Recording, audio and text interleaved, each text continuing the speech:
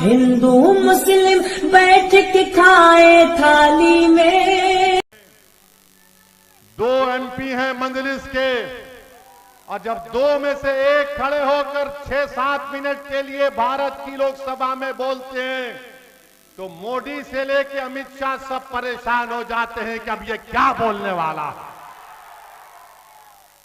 अगर हम बोलने की सलाहियत रखते हैं तो आपकी वजह से, आपकी दुआओं की वजह से, आपके वोट की वजह से, आपकी ताईद की वजह से। यही तो मेरी ताकत है, यही तो मेरी ताकत है और अल्लाह का करम है, सदका नबी करीम सल्लल्लाहु अलैहि वसल्लम का। मगर आज आप खामोश बैठते रहेंगे तो फिर याद रखिए कोई आसमान से नहीं आने वाला है। और आपको हम बताना चाह रहे हैं कि अब तो ट्रेन में वो यहीं पर था, शायद वो खबीस शैतान जिसने गोली मारी, वो झारखंड के रेलवे स्टेशन में था शायद, बहरहाल कहीं भी था। वो नाम पूछकर रेलवे में गोली मारता है। एक हैदराबाद का लड़का है, नौजवान बीवी है, 3 बच्चे हैं, उसको गोली मार दी, चेहरे पे दाढ़ी है, वो तड़प रहा है उसके पैरों के पास और ये तकरीर कर रहा है कि अगर भारत में रहना है तो योगी और मोदी को वोट देना पड़ेगा। मैं उन गोली मारने वालों से कहूंगा कि सारी दुनिया की गोलियां खत्म हो जाएंगी, हम मरने तैयार हैं, मगर किसी बाप से नहीं डरेंगे। हम अपने मतलब पर, अपने मकसद के तहत, अपनी मोहब्बत की बिना पर वोट देंगे। अरे तुम गोली मार कर हमको शहीद करके तुम कह रहे हो, याद रखो तुम जालिम हो, तुम्हारा जुल्म खत्म होगा।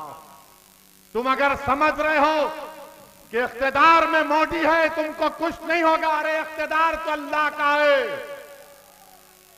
इख्तिदार तो अल्लाह का ही रहेगा। सुबह कयामत तक इंसानों का इख्तिदार नहीं रहता।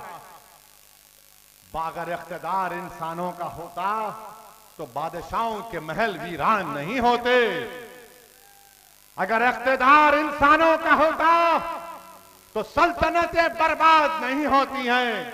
हां, हमारा सुल्तान मोहम्मद सल्लल्लाहु अलैहि वसल्लम है, ताजदार मदीना है, इख्तिदार उसका रहने वाला है, अल्लाह का।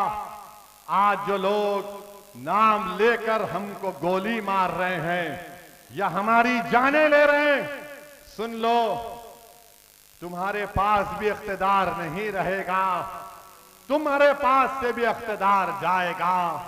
अल्लाह इंसाफ करेगा।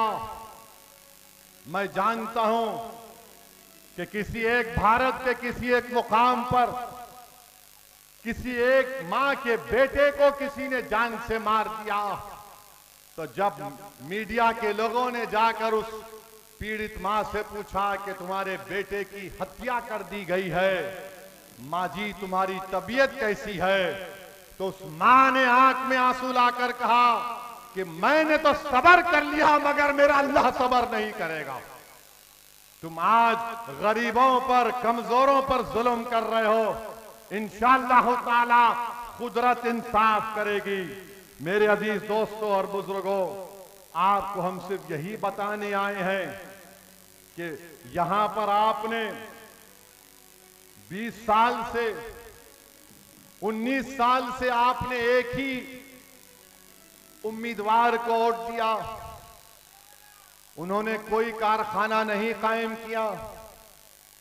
मुबीन रजवी साहब और हमारे सदर साहब बता रहे थे कि यहां से कई नौजवान मर्द हजरात अपने अपने घर छोड़कर कोई मुंबई चला गया, कोई दिल्ली चला गया, तो कोई हैदराबाद चला गया। अगर कारखाना बन जाता तो कुछ काम लगता, यहां पर नौकरी मिलती, मगर हेमंत सोरेन ने ना कारखाना लगाया ना नौकरी लगाई। अब कह रहे हैं कि 60-40 हेमंत सोरेन 60-40 कह रहे हैं, तो आपने अच्छा नारा लगाया था, क्या कहा? 60-40 नहीं चलतो,